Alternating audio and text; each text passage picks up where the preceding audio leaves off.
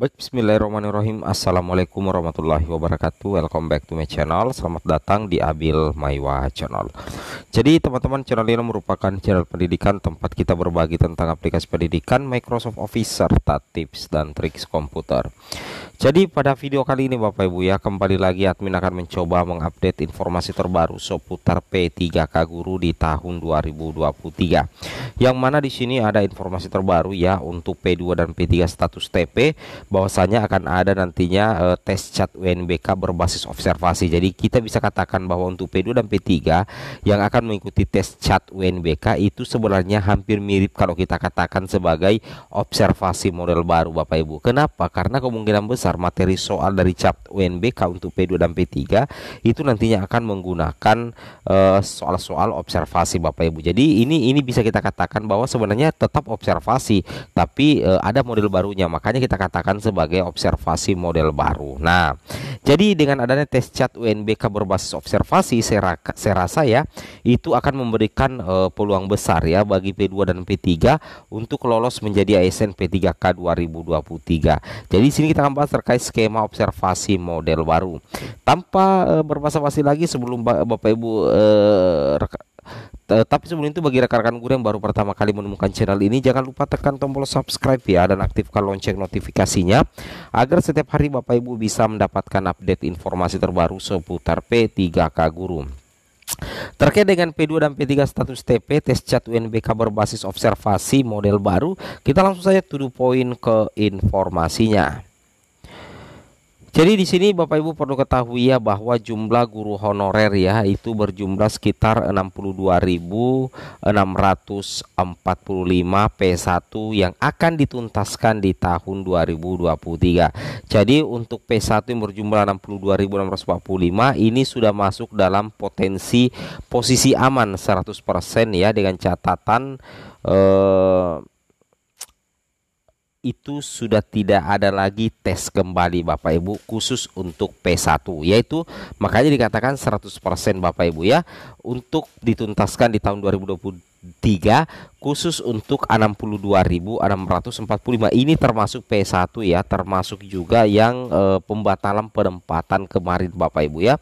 Itu yang wajib Bapak Ibu ketahui ya. Kemudian kita lanjut lagi di sini rekan-rekan sekalian, bahwasanya untuk P3K Guru 2023 nanti sepertinya ada kemiripan dengan Permenpan RB nomor 20 tahun 2022, yang mana nantinya di P3K 2023 juga akan ada 3 kategori pelamar P3K Guru 2023. Yang pertama itu adalah P1 yang tinggal seleksi penempatan, kemudian seleksi observasi untuk P2 dan P3, tetapi bukan lagi dikatakan sebagai seleksi observasi, tapi ya nantinya kalau dikatakan bukan lagi seleksi observasi, kita bisa katakan sebagai observasi model baru, yang mana nantinya P2 dan P3 berpotensi untuk mengikuti kembali tes CAT UNBK Bapak Ibu ya, berpotensi untuk mengikuti kembali tes CAT UNBK, tapi soal-soalnya nanti itu berbasis observasi atau penilaian diri.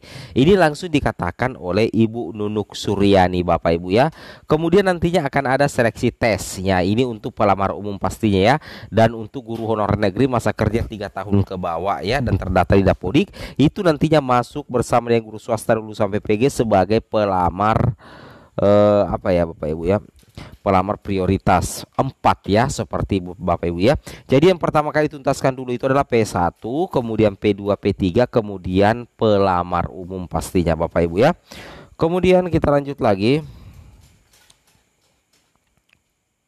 Nah, di sini untuk kebutuhan guru Bapak Ibu ya, pemerintah daerah baru mengajukan 40,80 dari total kebutuhan formasi ya. Jadi intinya seperti itu, semua dikembalikan ke Pemda. Kalau misalkan Pemda mengajukan formasi sesuai dengan kebutuhan real yang ada di daerahnya, maka seluruh guru honorer ya itu bisa dituntaskan menjadi ASN P3K dengan memaksimalkan pengajuan formasi dari Pemda. Nah, harusnya seperti itu Bapak Ibu ya, itu yang wajib Bapak Ibu pahami dan Bapak Ibu cermati. Kemudian kita lanjut lagi. Nah, di sini Bapak Ibu bisa memperhatikan ini adalah 221,5% formasi tersisa dari hasil seleksi guru ASN P3K 2023. Jadi yang terangkat sampai saat ini untuk guru honorer itu sebanyak 544.180 guru. Ini sudah melewati setengah juta ya, dan tentunya ini menjadi salah satu pencapaian luar biasa dari pihak Kemdikbudristek pastinya Bapak Ibu ya. Nah, kemudian di sini untuk yang akan mengikuti tes CAT UNBK itu nantinya diprioritaskan untuk pelamar prioritas 2 dan pelamar prioritas 3. Yang mana untuk pelamar prioritas 2 itu termasuk THK 2 Bapak Ibu ya, yang mengikuti seleksi observasi. Jadi seperti itu maksudnya Bapak Ibu ya. Jadi THK 2 itu mengikuti seleksi observasi ya. Nah, jadi intinya seperti itu Bapak Ibu ya. Jadi untuk prioritas 2 atau THK 2 Bapak Ibu ya, terkait dengan formasinya di sini sisa P2 nanti akan diangkat mengikuti tes CAT UNBK melalui observasi model baru. Di sini Bapak Ibu bisa melihat untuk P2 di P3K Guru 2003 berjumlah 7.510 Bapak Ibu ya. Jumlah pelamar itu 8.442, tapi yang direalisasi 7.510 ya. Jadi intinya seperti itu, bendahara harus lebih proaktif lagi ya. Kemudian ada prioritas 3 honorer negeri yang mengikuti seleksi observasi, jumlah pelamar 164.966 pastinya Bapak Ibu ya. Itu yang harus Bapak Ibu pahami. Jadi intinya ya untuk P2 dan P3 itu bisa mengikuti tes CAT UNBK pastinya, tapi Bapak Ibu tidak usah khawatir, materi-materinya nanti itu tetap terkait dengan tetap terkait dengan aturan yang ada Bapak Ibu ya. Itu yang wajib Bapak Ibu pahami. Kemudian kita lanjut lagi.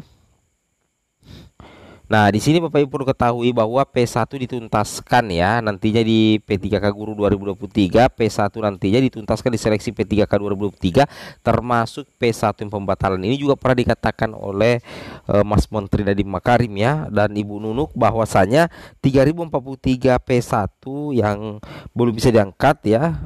Kalau misalkan nantinya ada perubahan dan dari segi perilaku juga sudah berubah, maka bisa jadi P2 dan P3 yang tadinya pelamar umum itu bisa naik level menjadi pelamar prioritas 3 asalkan informasinya seperti itu ya. Nah, kemudian di sini kita lihat untuk P3 tanpa penempatan artinya tidak lulus ya. Jadi P3 tanpa penempatan itu wajib untuk tes lagi. P3 tes menggunakan CAT UNBK. Di sini katakan tes CAT UNBK P3 adalah soal observasi.